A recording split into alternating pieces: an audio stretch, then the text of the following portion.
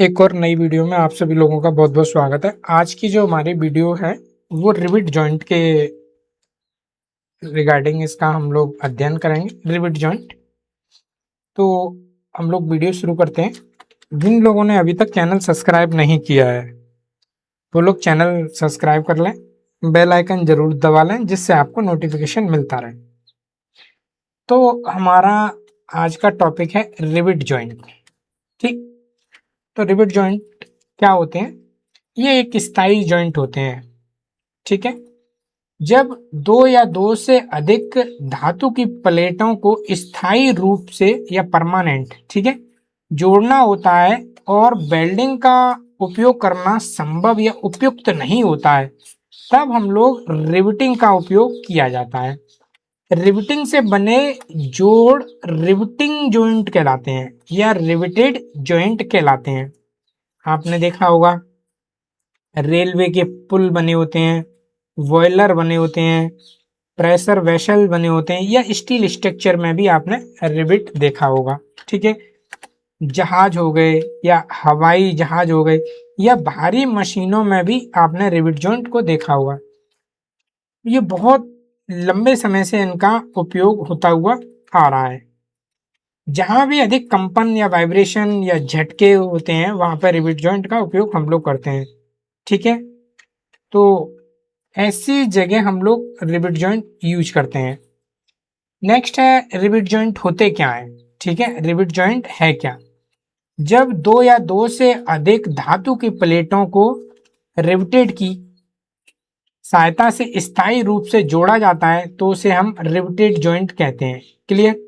Rivet लगाने के बाद उसका दूसरा सिरा जो टेल होता है उसे दबाकर एक नया हेड बनाया जाता है। आपने रिविट वाला वीडियो देखा है तो आप उसको समझ रहे होंगे, अगर नहीं देखा है तो आप उसको देख लीजिए।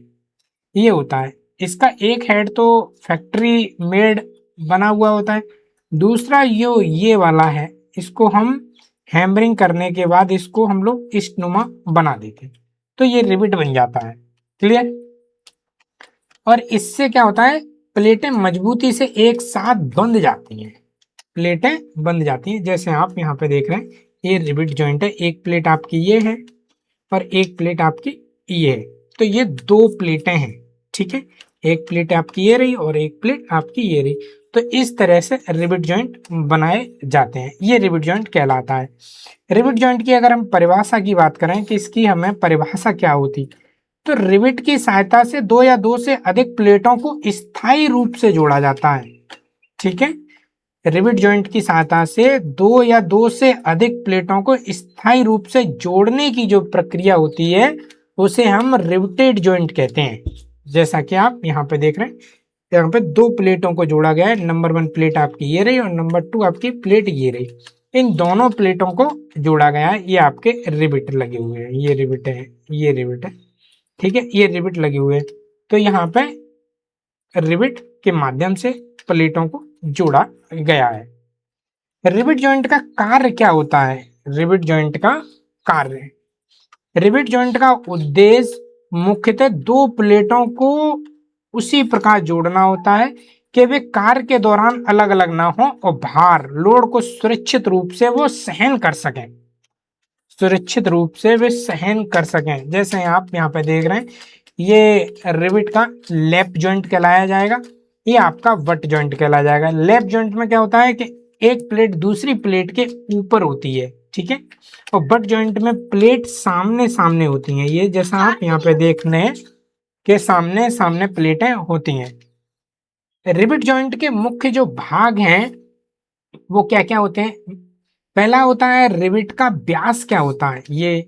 ठीक है, फिर नेक्स्ट होता है पिच, फिर मार्जिन होता है, एज मार्जिन बोलते हैं, फिर होता है बैक पिच बोलते हैं, या फिर हम तिरछी डायगोनल पिच बोलते हैं, तिरछी पिच, या फिर हम रो पंक्तियां बोलते हैं। आपने ये सारे टर्म पूछे जाते हैं तो आप इनको अच्छे से याद रखेंगे। ठीक है, पिच क्या होती है, एक एक करके ये हम पॉइंट क्लियर करते हैं। पिच क्या होती है?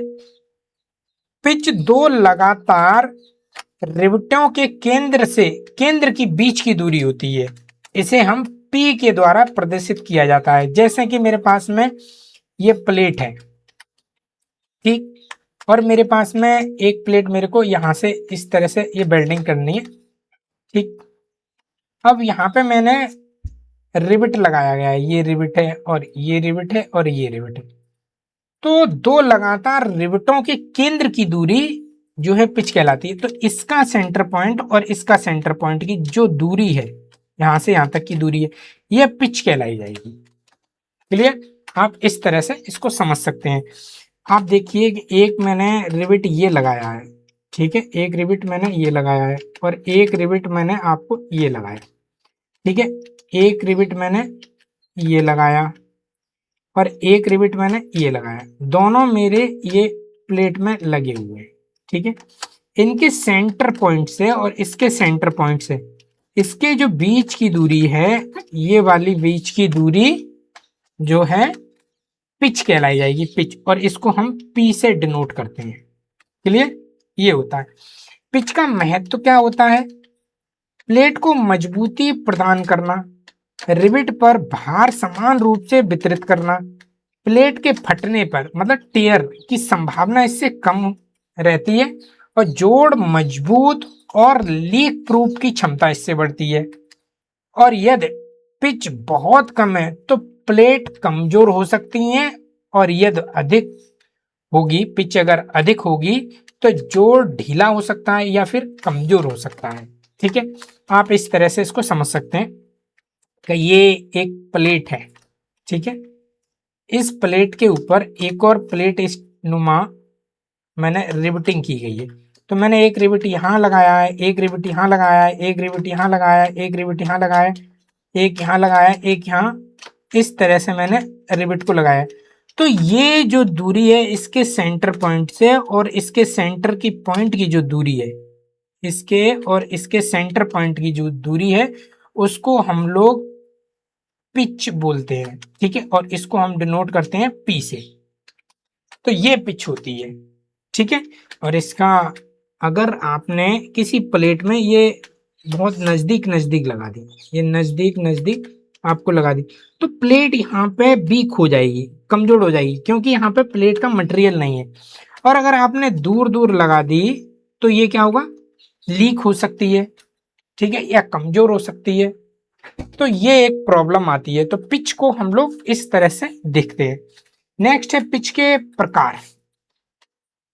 लॉन्गिट्यूडनल पिच होती है जिसको हम मुख्य पिच बोलते हैं।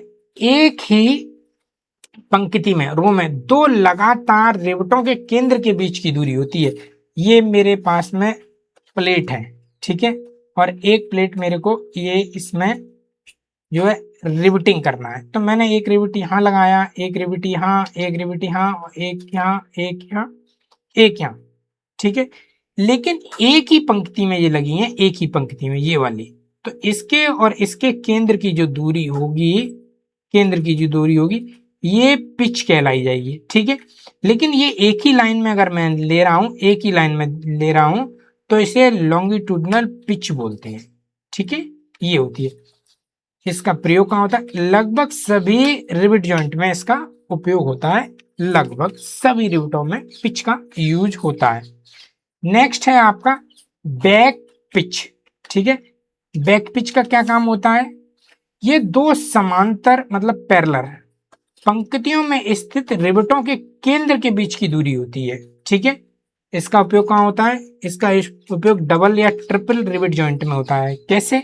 आप देखिए यहाँ पे, ये मेरे पास में एक प्लेट है, ठीक है, और एक प्लेट मेरे को इसके ऊपर ये जो है रिविट करना है, ठीक। अब मैंने क्या किया कि एक रिविट मैंने यहाँ लगाया, एक रिविट यहाँ लगाया, एक रिविट यहाँ लगाया, एक रिविट यहाँ, एक यहाँ, एक, इस तरह से मैंने रिविटों को लगा दिया।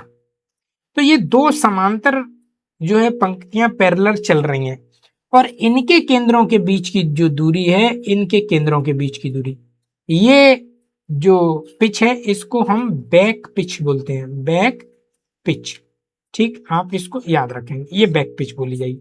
मतलब दो समांतर पंक्तियों में स्थित रिविटों के केंद्र के बीच की दूरी होती है। ये डबल हो सकती है, जैसे यहाँ पे डबल है, अगर ट्रिपल करना है तो मान लीजिए ये मेरी यहाँ से प्लेट है तो मैं इसको ट्रिपल कर सकता हूँ, एक और मेरी यहाँ पे पंक्ति बन जाएगी। ठीक है, तो पहली मेरी ये हो गई इस तरह से, ठीक है, इस तरह से मेरी पंक्ति होगी, दूसरी मेरी वाली ये हो गई और तीसरी मेरी ये हो गई। तो ये डबल हो सकती है या फिर ट्रिपल हो सकती है, तभी तो पैरेलल होगा। जब ये डबल रो बनेगी तभी ये पैरेलल पिच कहलाई जाएगी। क्लियर। फिर होती है डायगोनल पिच, जिसको हम तिरछी पिच भी बोलते हैं। इसमें जिगजैग रिवेटिंग में तिरछे स्थित दो रिवेटों के बीच की दूरी होती है जिगजैग रिवेटिंग में। कैसे आप देख सकते हैं, एक प्लेट मेरे पास ये है, ठीक है, एक प्लेट मेरे पास ये है और एक प्लेट मेरे को इसके ऊपर ये बेल्डिंग करना है। क्लियर। तो आपने एक रिवेट यहां लगा दिया, एक रिवेट आपने यहां लगा दिया, एक रिवेट यहां और एक रिवेट। अब नेक्स्ट जो रो आएगी वो रिवेट एक यहां आएगी और एक यहां आएगी, एक यहां आएगी, एक यहां आएगी, इस तरह से। अब इसके सामने कोई रिवेट नहीं है, ठीक है, इसके सामने कोई भी रिवेट नहीं है, तो ये डायगोनल पिच बोला जाएगा, यहां से और यहां तक की जो पिच की दूरी है। ठीक है, इसके सेंटर पॉइंट से और इसके सेंटर पॉइंट की दूरी जो बोली जाएगी वो डायगोनल पिच बोली जाएगी। ठीक है, इसको हम तिरछी पिच भी बोलते हैं। ठीक है, तिरछी पिच, इसको हम तिरछी पिच के नाम से भी जानते हैं, ये तिरछी पिच है। क्लियर। ये जिग जॉइंट रिवेट जॉइंट होते हैं, वहां पे हम देखते हैं इसको तिरछी पिच को। नेक्स्ट है मार्जिन। मार्जिन क्या होता है, प्लेट के किनारे से निकटतम रिवेट के केंद्र की दूरी। आप जानिए ये मेरे पास एक प्लेट है और प्लेट को मेरे को जॉइंट करना था इस प्लेट के ऊपर। ठीक है, तो रिवेट में अगर यहां लगाऊंगा तो इसके इस एज से इसके सेंटर पॉइंट की दूरी क्या है और इससे इसके सेंटर पॉइंट की दूरी क्या है, ये जो दूरी कहलाई जाएगी ये आपकी मार्जिन कहलाई जाएगी। ठीक है, ये दूरी आपकी मार्जिन कहलाई जाएगी। आप समझ रहे हैं। ठीक है, मतलब प्लेट के किनारे एज से निकटतम रिवेट के केंद्र तक की दूरी मार्जिन कहलाई जाएगी या एज डिस्टेंस कहलाई जाएगी। इसका महत्व क्या होता है, प्लेट के किनारे से टूटने से बचाती है, प्लेट के जो किनारे हैं उनको टूटने से बचाती है, जैसे कि यहाँ पे ये किनारा टूट नहीं जाए, तो इसलिए मार्जिन हमको अधिक रखना है। ठीक है, जोड़ को मजबूती बढ़ाती है ये। सामान्यतः एक का नियम क्या है, मार्जिन जो होना चाहिए रिवेट का जो डायामीटर है उसका 1.5 गुना होना चाहिए। मान लेते हैं ये रिवेट है मेरे पास में और ये रिवेट का जो डाया है, ये जो डाया है, ये डाया मान लीजिए 5 mm है। ठीक है, ये 5 mm है, तो एज से कितना दूर मुझे लगाना होगा, जो ये किनारा है, ये जो किनारा है, ये किनारा, ठीक है, ये किनारा, इस किनारे से कितना अंदर मुझे लगाना होगा ये मुझे डिसीजन लेना है। तो ये लगाना है मुझे 6.5 mm दूरी पे, इतना मुझे दूरी पे लगाना है। मतलब इसका 1.5 में हम लोग डाया का इंटू कर देंगे तो मेरे को मिलेगा ये 7.6 mm की दूरी पे लगाना है, ये होगा। ठीक है, तो मार्जिन हम लोग इस तरह से निकालते हैं मार्जिन। ठीक, नेक्स्ट है रिवेट जॉइंट के प्रकार, types of rivet joint. Lap joint, lap joint का अगर परिचय देखेंगे, इस जॉइंट में दोनों प्लेटें एक दूसरे के ऊपर मतलब ओवरलैप रखा जाता है और रिवेट लगाकर इन्हें जोड़ा जाता है। कैसे, मतलब एक आपको प्लेट मेरे पास ये है, ये मेरी प्लेट है और एक प्लेट में इसके ऊपर रखूंगा और ऊपर रखने के बाद में मैं यहाँ रिवेटिंग करूंगा, यहाँ मैं रिवेटिंग कर दूंगा इस तरह से। ठीक है, तो मैं ये रिवेटिंग किया गया पार्ट है। ठीक है, ये रिवेटिंग वाला पार्ट है, ये वाला, ये मेरा रिवेटिंग वाला पार्ट है, ये है, इसको हम लैप जॉइंट बोलते हैं, लैप जॉइंट, लैप जॉइंट। ठीक है, इसको हम लोग लैप जॉइंट। इसकी विशेषता क्या होती है, इसमें निर्माण में बहुत आसानी मिलती है, कम लागत होती है और इसका सामान्य उपयोग होता है। ठीक है, इसका हम उपयोग बात करें, सीट मेटल कार्य में इसका उपयोग होता है, टैंक बनाने में इसका यूज किया जाता है, लाइट का जो स्ट्रक्चर बनाया जाता है वहां पे भी इसका यूज होता है लैप जॉइंट का। लैप जॉइंट के प्रकार की अगर हम बात करें तो सिंगल रिवेटेड लैप जॉइंट होता है, जिसमें एक पंक्ति में एक रिवेट होती है। ये निर्माण बहुत ज्यादा सरल होता है और हल्के कार्यों के लिए ये यूज होता है। Double riveted lap joint, double riveted lap joint, आप भी इसके नाम से ही समझ रहे हैं, डबल रिवेटेड होगा और लैप जॉइंट होगा। मतलब ऐसे कह सकते हैं कि ये मेरे पास में एक प्लेट है, क्लियर। अब इस प्लेट के ऊपर मुझे इस तरह से एक दूसरी प्लेट को रिवेट करना है, तो यहाँ पे मुझे डबल रिवेट लगाना पड़ेगा। एक रिवेट मैंने ये लगाया और दूसरी रिवेट मैंने ये लगाया, इस तरह से एक रिवेट मेरी हो गई, क्लियर, एक रिवेट मेरी ये हो गई। तो ये डबल रिवेट है, पहली रिवेट और ये दूसरी रिवेट, तो ये दो रिवेट हैं, ठीक है, ये दो नो रिवेट हैं, ठीक है, ये दो रिवेट हैं, ठीक है। तो ये डबल रिवेटेड, दोनों दो पंक्तियां होती हैं और इसमें अधिक मजबूती मिलती है। ट्रिपल रिवेटेड लैप जॉइंट में क्या होगा, आप लैप जॉइंट को जरूर याद रखें। लैप जॉइंट, लैप जॉइंट में आपकी प्लेटें एक दूसरे के ऊपर रहेंगी, ठीक है, आपकी जो रिवेट में। अब इसमें क्या होगा, इसमें तीन रिवेट आपकी लगाई जाएंगी, ठीक है, इसमें आपकी तीन रिवेट लगाई जाएंगी, तो तीन रिवेट में आपको ये ट्रिपल रिवेटेड जॉइंट मिलेगा, ठीक है, आपको ट्रिपल रिवेटेड। इसमें पहली ये बोल सकते हैं, दूसरी ये बोल सकते हैं और तीसरी आपकी ये बोल सकते हैं। और ये प्लेटें आपस में एक दूसरे के ऊपर हैं, एक दूसरे के जो प्लेटें आपकी ऊपर हैं, तो इसे हम लैप बोलते हैं, लैप, ठीक है। और जॉइंट है तो इसको जॉइंट, लैप जॉइंट, ठीक है। किसके द्वारा किया गया है, तो ट्रिपल रिवेटेड द्वारा। इसमें तीन पंक्तियां होती हैं, ये हैवी ड्यूटी स्ट्रक्चर में इसका यूज किया जाता है, जब हैवी स्ट्रक्चर बनाया जाए। नेक्स्ट है आपका बट जॉइंट।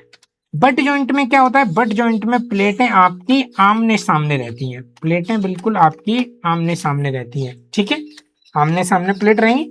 तो फिर क्या होगा, इसके ऊपर एक प्लेट और रखी जाएगी, ठीक है, इसके ऊपर प्लेट और रखी जाएगी, फिर आपका ये रिवेटिंग वाला प्रोसेस कंप्लीट किया जाएगा, फिर ये रिवेटिंग वाला प्रोसेस आपका कंप्लीट किया जाएगा इस तरह से, ठीक है।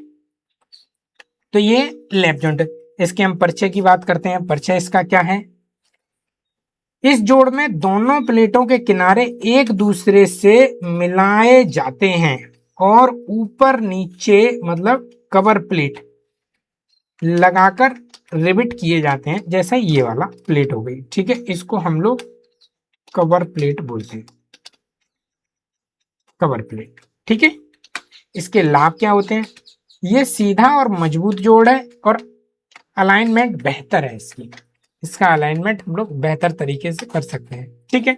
तो ये इसके बट जॉइंट की है। बट जॉइंट में आप जरूर याद रखेंगे कि बट जॉइंट में प्लेटें एक दूसरे के आमने सामने होंगी, ठीक है, इनके किनारों को आमने सामने मैच कराया जाता है, आमने सामने, तो ये हमारा बट जॉइंट कहलाया जाएगा, क्लियर, ये आप याद रखेंगे, ये बट जॉइंट की कहानी है, क्लियर। नेक्स्ट है आपका बट जॉइंट के प्रकार। तो बट जॉइंट के प्रकार की अगर हम बात करें कि बट जॉइंट के क्या क्या प्रकार होते हैं, तो ये सिंगल होता है, पहला तो सिंगल स्टेप बट जॉइंट, इसमें एक ही कवर प्लेट यूज होगी, उपयोग इसका हल्के कार्यों में यूज किया जाएगा, जैसे कि अभी आपने देखा था उसी टाइप का होगा। जैसे ये प्लेट है मेरी और इन प्लेटों में क्या है, कवर प्लेट, मेरे को एक ही कवर प्लेट लगानी है, ठीक है, और यहाँ पे मैंने ये रिवेट लगाया हुआ है, ये मैंने रिवेट लगा दिया, ठीक, ये मेरा रिवेट लगाया गया है, ठीक है। तो इसमें ये जो कवर प्लेट लगी है, इसके वजह से जो कवर प्लेट है वो एक ही है, इसीलिए इसको सिंगल स्ट्रैप, ठीक है, बट जॉइंट बोला जाएगा, ठीक है, butt joint, single butt joint बोला जाएगा। नेक्स्ट है double step butt joint. Butt joint तो है, मतलब प्लेटें आमने सामने हैं, बट जॉइंट है, लेकिन इसमें डबल स्टेप है, मतलब दोनों ओर कवर प्लेट है, आपकी इधर भी कवर प्लेट रहेगी और आपकी इधर भी कवर प्लेट रहेगी, तब ये आपका रिवेटिंग प्रोसेस कंप्लीट होगा, तब ये रिवेट लगाई जाएगी। इस तरह से ये लगाने का प्रोसेस होता है। ठीक है, इसके अगर हम लाभ की बात करें, ये बहुत अच्छी स्ट्रेंथ देता है, इसकी स्ट्रेंथ बहुत ही अधिक होती है। ठीक है, और ये समान लोड डिस्ट्रीब्यूशन करता है, मतलब समान लोड डिस्ट्रीब्यूट करता है। इसका उपयोग कहाँ कहाँ आपको देखने को मिलेगा? बॉयलर में देखने को मिल सकता है, प्रेशर जो वॉसल होते हैं वहां पे मिल सकता है, या फिर आप लोग इसके ब्रिज में देख सकते हैं। ब्रिज जब बनाए जाते हैं, रेलवे ब्रिज हो गए या किसी टाइप के ब्रिज हो गए, तो वहां पे इसका यूज किया जाता है। ठीक है, रिविट लगाने के हम तरीके की बात करें, क्या क्या तरीके होते हैं। ठीक है, तो पहला है चेन रिविटिंग। सभी रिवेट एक सीधी लाइन में होंगे, सभी रिवेट एक सीधी लाइन में होंगे, मतलब एक रिवेट यहां लगा, एक रिवेट यहां लगा, एक रिवेट यहां लगा, एक रिवेट यहां लगा, इस तरह से एकदम सीधी लाइन में होंगे। ठीक है, इसका लाभ क्या हो सकता है? इससे मार्किंग आसान होती है और निर्माण सरल होता है। इसका उपयोग सामान्य संरचना करी जाती है वहां पे, मतलब सामान्य कार्यों में इसका उपयोग किया जाता है। ठीक, तो ये इसका चेन रिवेटिंग है। जिगजैग रिवेटिंग में क्या होता है? जिगजैग रिवेटिंग, दूसरी पंक्ति के रिवेट पहली पंक्ति के बीच में लगाए जाते हैं, मतलब दूसरी पंक्ति के रिवेट जो लगाए जाएंगे वो पहली पंक्ति के रिवेट के बीच में लगाए जाएंगे। मान लीजिए मेरे पास में ये दो प्लेट थे और दोनों प्लेटों को मुझे जोड़ना था। मैंने एक पहली जो प्लेट है मेरी, फर्स्ट प्लेट ये है, सेकंड प्लेट मेरी ये है, तो पहली प्लेट में पहली जो रो मैंने ये वाली लगा दी,